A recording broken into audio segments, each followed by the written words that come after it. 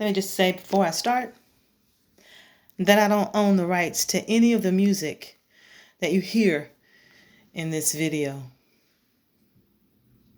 My people robbed y'all, took our culture, yet you say forget.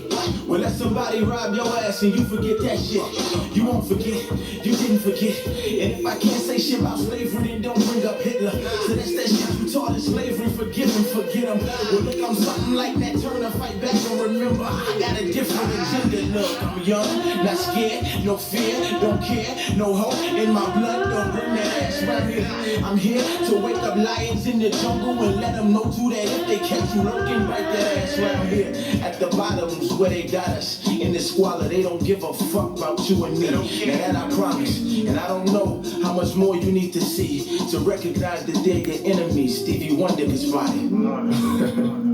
Only cowards be quiet, cause they scared of these times. Y'all care too much about dying. Within this war, you might just have to give your life.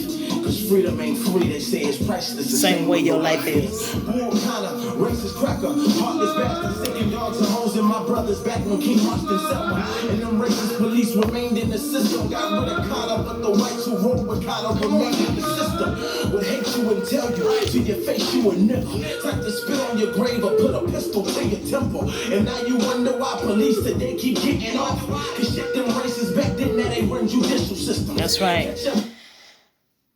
Peace, peace, open roads, overstanding in great multitudes to the people. I'm here today to address the people. My name is Lily. I call myself Siri-lily. It's a name that was given to me in my meditations. I'm also an empath. Feel free to contact me if you choose to have a reading. My empathy goes beyond just the living.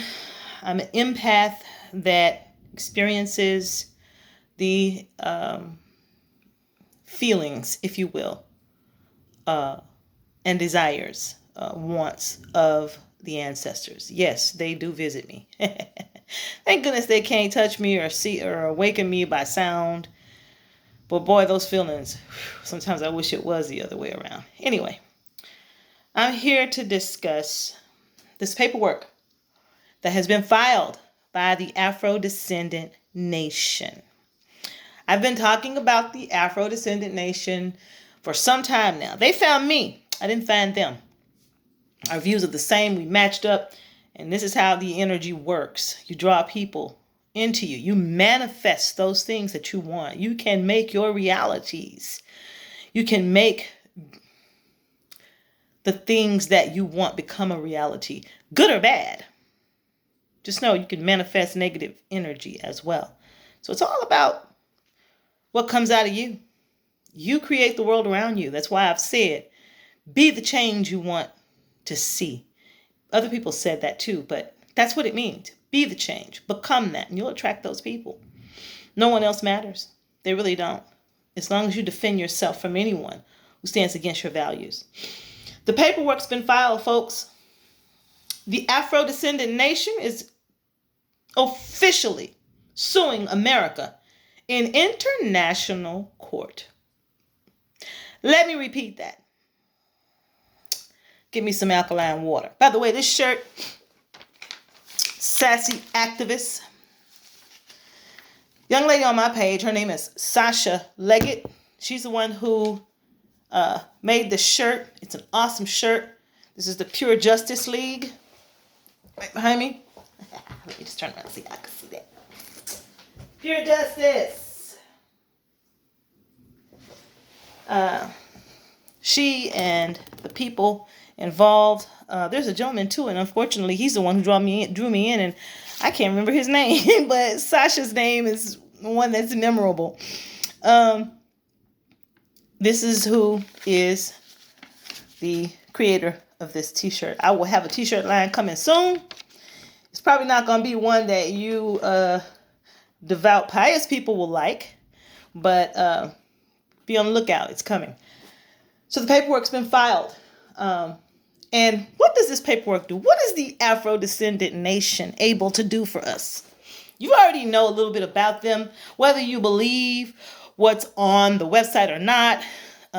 Just know that it does not cost you a dime to become a member of the nation, to claim your Afro descendancy. You're already determined that by the world, okay? If you have no idea, go to OAS online. And I'll include the link because I can't remember what that stands for. Let me just look it up. OAS online. I should have written that down because I didn't know I was going to go down this line of thought. But it's the organization of, let me see, OAS, OAS.org. OAS.org, okay? And there's a link there. If you type into DuckDuckGo, there's a link. Type in OAS on African Americans. OAS on African Americans. Go to DuckDuckGo and type that in, and you'll understand who you are. I mean, you can keep your identity. Nobody's trying to make you be something else. There's not this changing of the way America has done for 50 years, hidden our identity from us, changing us from color to black to Negro to African American and whatever else that they've changed us. You know, our origins. They tried to cover up who we are. The world knows who we are, and we're identified by our skin color. So, this paperwork that's being filed recognizes us all as Afro-Descendants. Okay? All you have to have is the color of your skin. That's it. And these white folks are mad because they're not included. So, anyway, I need to say this, you guys. Why is the Afro-Descendant Nation doing this? Why are they doing this? We have been in a terroristic regime. This regime is responsible for the suppression of black wealth. It's responsible for the incarceration of black people, mainly in America, because we have the prison industrial complex. We're the ones who have more black prisoners than anyone else in the world. And this is for the purpose of the continuation of slavery.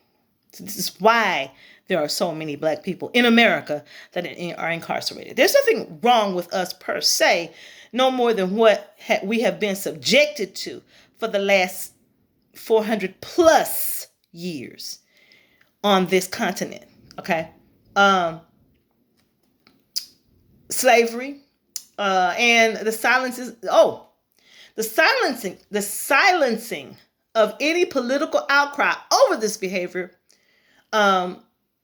is also met with incarceration. The political prisoners that we have that are still in prison, that they are imprisoning under false pretenses simply because these people spoke up. I just recently posted one woman on my page. Shout out to you, El Pac Shabazz, or Pac El Shabazz. Shout out to you and your mom and what you're going through right now. And I shared it, and I'm going to continue to share that. In fact, I need to do another live video about that. I'd like to get you, Brother El Pac Shabazz, on here with me, and we could do a Zoom video along with Sister Elena Porter.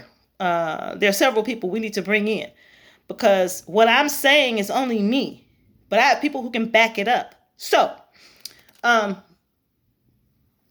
we walk around in this country like this crap is normal. And it's not. For some reason, it's been normalized. The sacrificing of your children is normalized. Oh, my child went to prison. There's nothing I can do about it. That was just a bad child. No, there's no such thing as a bad child.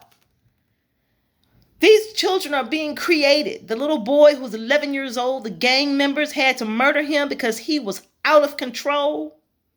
There's no telling what his family background is. There's no telling what his mother and father did to him. There's no telling what created that child. You know, Hillary Clinton called our children super predators. Well, some of them probably are, simply because they were created in this environment. The experimentation, the mental, emotional, and abuse. Not to mention the social engineering. That's a whole nother video. The experimentation from the Tuskegee Institutes to vaccines, the military, period. We're not going to even get into what they've done to these men in the military. We have no idea what the military has done to these men because they are not coming out of their men. They're coming out of their robots. And they're willing to walk into the streets and kill any and everybody. They have messed up, the military has messed up these men's minds. And I know enough of them to come out of the military still intact and have restored themselves that will tell you so.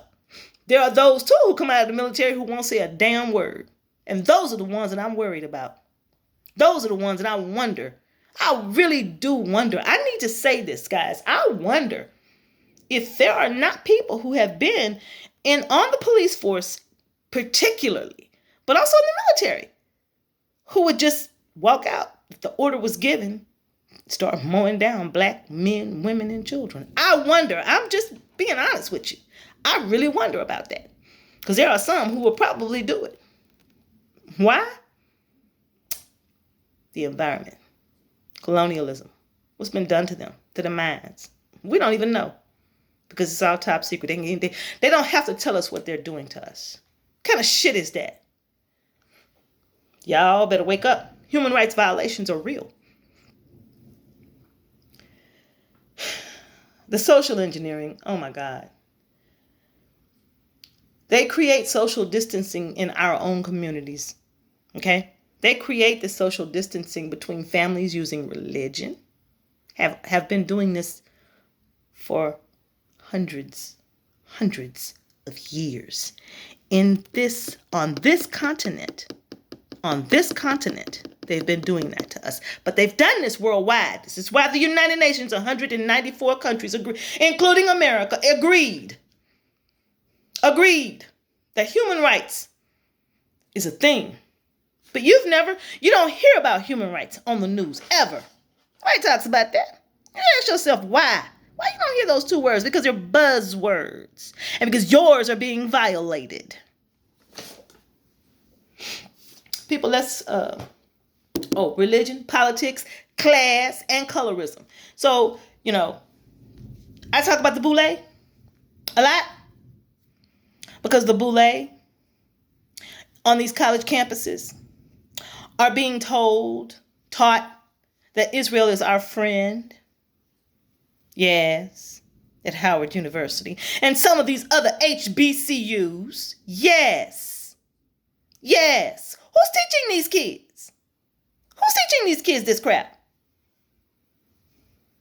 Why are we being taught that our plight isn't worth reparations? Why are we being taught that? Who's teaching this? Consider the source. That's all I'm saying. They truly don't give a fuck about you. I promise you. You need to vote Afro-Descendant. The most powerful vote of your lifetime. And any other. The most powerful vote of your ancestors' lifetime. Why? Because this is not a vote that's being held in the United States of America's electoral system. This is a vote. Beautiful people. This is a vote that is being held internationally for the world to see that we can now solidify ourselves and be a nation with the ability to receive assistance. We don't need to go through America to get the $600 billion that these other countries when Gaddafi tried to give Black Americans $100 billion, they murdered him.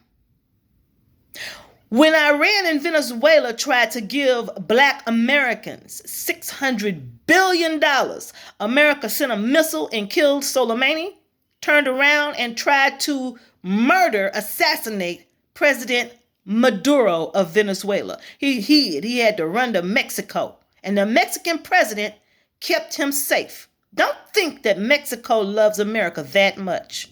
Trust me, very few countries out here do. The only people who truly love America are some of you Black folk. Because I'm going to tell you, Timothy McVeigh surely didn't love him. He went and blew up the federal building in Oklahoma. There's something going on out here, people. I'm not telling you to vote for Trump. He ain't shit. Neither is Biden or Kamala. Vote for your goddamn self. Vote for your human rights. The most important vote of your lifetime. And that of your ancestors. Do something for your goddamn self. Wake up. Peace.